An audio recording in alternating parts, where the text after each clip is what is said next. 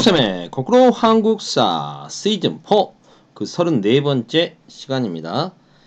이 시간에는 독도와 간도에 대해서 살펴보도록 할 텐데요.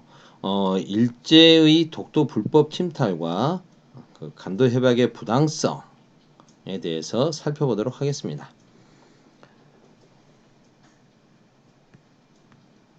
일본은 우리 땅 독도를 러일 전쟁 중에 불법 점령하게 되는데요. 그 과정을 좀 살펴보도록 하겠습니다. 역사적으로 독도는 우리 땅이죠. 신라시대 지증왕 때 이사부가 우산국을 복속시키지 않습니까? 그때 이렇게 우산도라고 불리던 독도도 함께 신라 땅으로 들어오게 되는 거죠. 그 뒤에 이제 뭐 고려 시대를 거치면서 뭐 여진족들이 울릉도 쪽에 막 내려오기도 하고 여러 가지 상황들이 있었습니다만 이제 본격적으로 조선 시대 상황을 살펴보면 세종실록 지리지라든가 팔도 총도 등에 분명히 우리 땅으로 표시되어 있고요. 기록되어 있고 그리고 조선 후기에 안용보 잘 아시죠?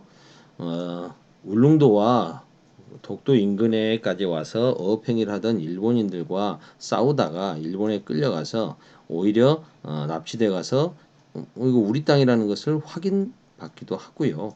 그 뒤에 이제 한번 일부러 일본에 또 가가지고 에도 막부로 하여금 울릉도와 독도가 조선 땅이라는 것을 확인받고 옵니다. 그리고 일본이 이제 메이지 유신 시기에 메이지 정부가 들어선 이후에도 최고 행정기관인 태정관에서 조차도 울릉도 외 일도, 울릉도와 독도는 조선 땅이다, 자기들 땅이 아니다라는 걸 인정하기도 합니다. 대한제국이 수립된 이후에 우리나라에서는 대한제국 칙령 제 41호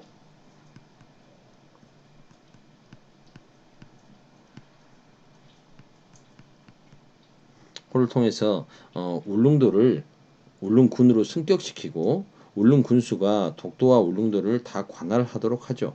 이때 이제 독도는 석도라는 이름으로 석도라는 이름으로 관리가 되는데요. 왜 독도가 아니고 석도냐? 그때 울릉도를 다시 개척을 하게 되면서 동남제도 개척이라는 이름으로 개척을 하게 되면서 전라도 사람들이 울릉도로 많이 보내집니다. 왜 하필이면 경북 사람들이 아니고 전라도 사람들이냐라고 하게 되면 그 당시 이렇게 해류를 타고 남해안에서 울릉도나 독도로 가는 게 더 편했다고 합니다. 그런 부분은 지도와 함께 자세히 보시면 좀 될 것 같은데 예를 들어서 지도를 보시면 쿠로시오 해류라고 하는 것들이 이렇게 흘러가는데요. 경상북도에서 울릉도나 독도로 가려면 이 물길을 흐름을 거스르면서 가야 됩니다. 반대로 남해안에서는 어때요? 해류를 타고 그대로 가면 되죠. 그래서 오히려 가기가 좀 편했던 이유입니다. 그런데 일본은 러일 전쟁을 1904년에 일으키면서 울릉도와 독도가 굉장히 군사적으로 중요하다는 걸 알게 되죠. 그러면서 독도를 죽도라고 이름 짓고 시마네현 고시를 통해서 은근히 주인이 없는 땅이니까 본인들이 접수하겠다라고 하면서 점령하게 되는 것이죠. 그리고 울릉도와 독도에 뭐 망루도 세우고 전선도 깝니다. 러일 전쟁 때문이죠. 간도 간도는 일찍이 숙종 때 백두산 정계비를 세웠지 않습니까? 정계비를 세워서 간도 문제를 영토 문제를 어느 정도 해결했어야 되는데 해결하기 위해서 백두산 정계비를 세웠으나 뭐 해결되지 않았죠. 전에도 설명드렸지만 잠깐 더 다시 설명드리면 백두산 전개비에 따라서 청나라와 조선은 그 영토를 국경을 서쪽으로는 압록강, 동쪽으로는 토문강으로 하게 되죠. 그런데 이 토문에 대한 해석이 달랐던 겁니다. 우리는 송화강의 지류인 도문강을 토문으로 해석을 하고 청나라는 두만강을 토문으로 해석을 하는 거죠. 우리 해석대로 한다면 간도는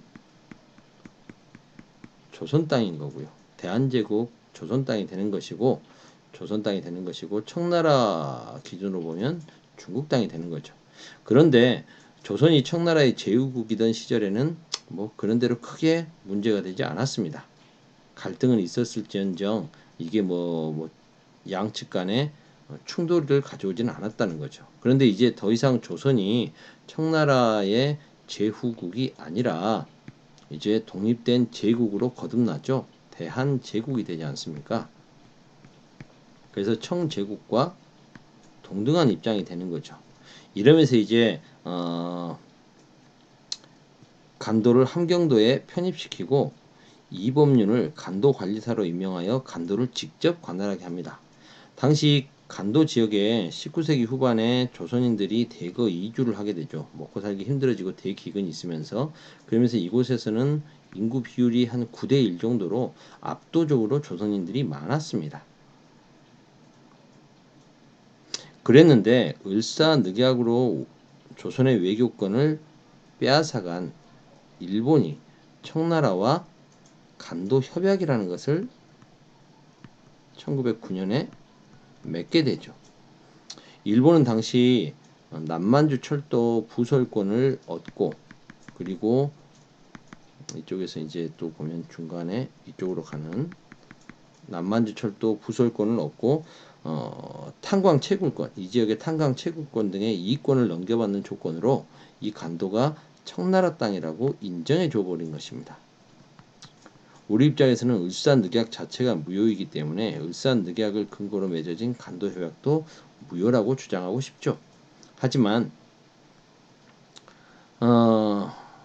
35년간 일제히 지배를 받았고 해방되고 나서 38선으로 분단된 상황에서 한국 전쟁까지 치르게 되고 남한과 북한 정부, 한국 정부와 북한 정부는 각각 여기에 대해서 신경 쓸 여유가 없었다가 더군다나 이제 대한민국에서는 더더욱 위쪽에 북한이 있기 때문에 간도 문제를 언급하기는 힘들었죠.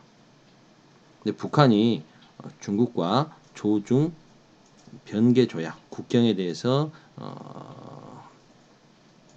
경계를 정하는 조약을 체결함으로써 그때 지금 현재와 같은 국경선이 그어짐으로써 간도를 우리가 찾기는 더더욱 힘들어졌습니다. 하지만 간도의 위치와 역사적으로 우리 땅이었음은 잊지 말아야 되겠습니다. 오늘은 여기까지 하죠. 후다닥 아니지. 부쌤의 거꾸로 한국사 시즌 4 그 34번째 시간은 이걸로 마치겠습니다.